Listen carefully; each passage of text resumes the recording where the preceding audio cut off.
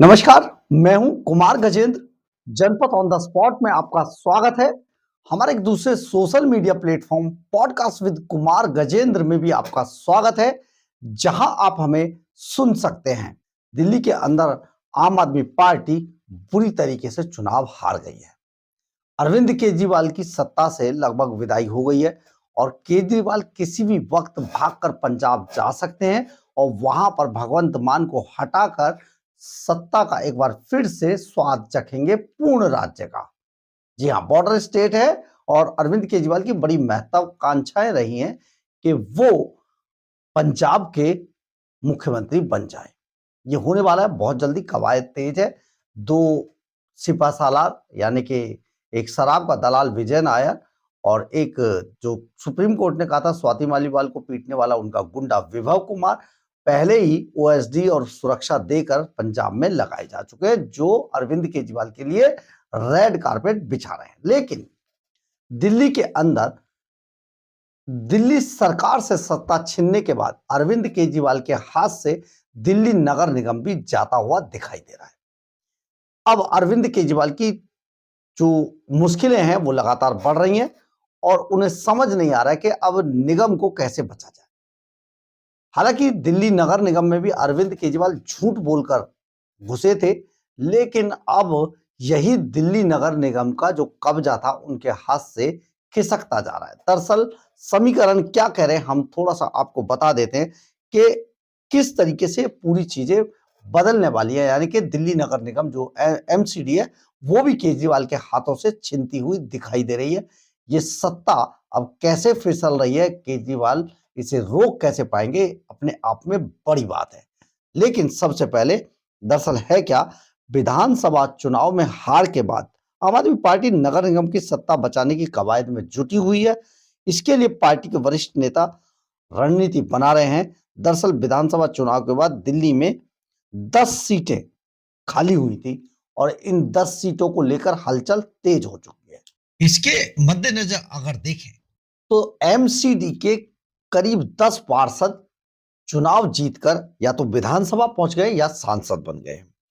निगम पार्षदों के चुनाव अब इसमें जैसे वो सीटें खाली हुए उनके चुनाव कराए जाएंगे, तो आने वाले समय में जो एमसीडी का समीकरण है वो बिगड़ सकता है।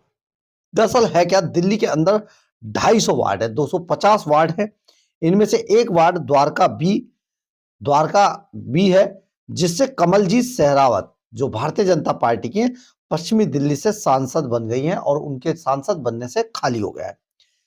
इस विधानसभा चुनाव में कुल 17 पार्षद मैदान में उतरे थे। भाजपा के 11 पार्षदों में से 7 ने विधानसभा चुनाव में जीत हासिल कर ली है, जबकि आम आदमी पार्टी के 6 पार्षदों में से 3 विधायक बन गए हैं। 3 पार्षद विधायक बन गए। विधानसभा चुनाव के बाद निगम में अब 239 निगम पार्षद बचे हैं। इनमें से आम आदमी पार्टी के 119 जबकि भारतीय जनता पार्टी के 113 पार्षद हैं। वहीं कांग्रेस के कुल 7 पार्षद हैं।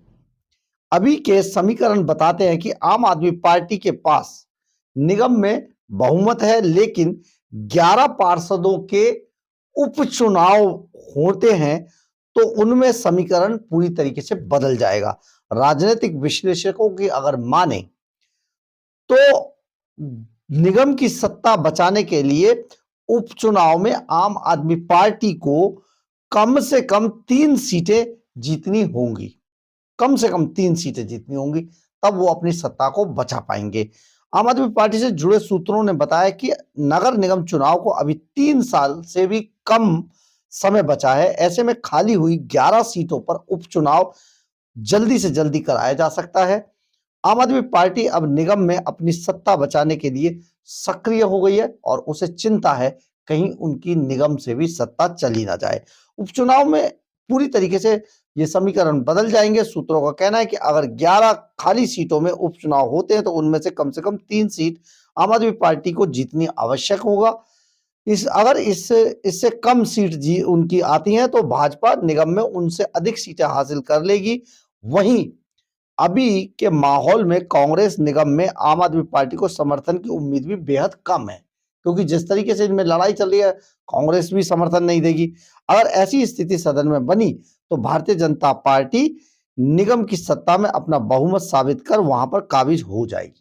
एक बड़ा झटका आम आदमी पार्टी को लगेगा और इस पूरे, आप समझिए, जिस निगम को लेकर अभी तक आम आदमी पार्टी बड़े जोर शोर से अपने जीतने का दम भरा करती थी, वो निगम भी आम आदमी पार्टी के हाथ से फिसल जाएगा। वह दिल्ली नगर निगम के नए वित्तीय वर्ष के बजट को प्रस्तुत करने की तैयारियां भी यहां पर शुरू हो गई हैं। इस सप्ताह सदन की बैठक से में बजट को आयुक्त अश्विनी कुमार प्रस्तुत करेंगे। निगम के नियम अनुसार 15 फरवरी से पूर्व बजट को पेश करना अनिवार्य होता है। इसके मद्देनजर निगम के प्रशासनिक कार्यों में कामों की अनुसूची को निर्धारित किया जाएगा। इसमें यह तय करना आवश्यक होता है कि नए वित्तीय वर्ष में संपत्ति कर की वसूली में बढ़ोतरी होगी या नहीं। साथ ही विभागों के बजट भी तय किया जाता है, बजट को भी तय किया जाता है। हर विभाग को अप्रैल से उनके बजट के तहत फंड जारी होगा। इस वर्ष उम्मीद की जा रही है कि संपत्ति कर वसूली में अधिक बदलाव होने की संभावना कम है। अधिकारियों ने बताया कि उपराज्यपाल के निर्देश पर बजट को प्रस्तुत करने की तैयारियां बहुत तेजी से चल रही हैं और अब इस पर काम हो रहा है। लेकिन सबसे बड़ी बात यह है कि आम आदमी पार्टी को एक बड़ा झटका लगने वाला है नगर निगम में भी। दरअसल हम आपको यहां पर यह भी बता देना चाहते हैं कि जो आम आदमी पार्टी है, निगम में भी झूठ बोलकर, जनता से झूठ बोलकर ही निगम में भी काबिज हुई थी।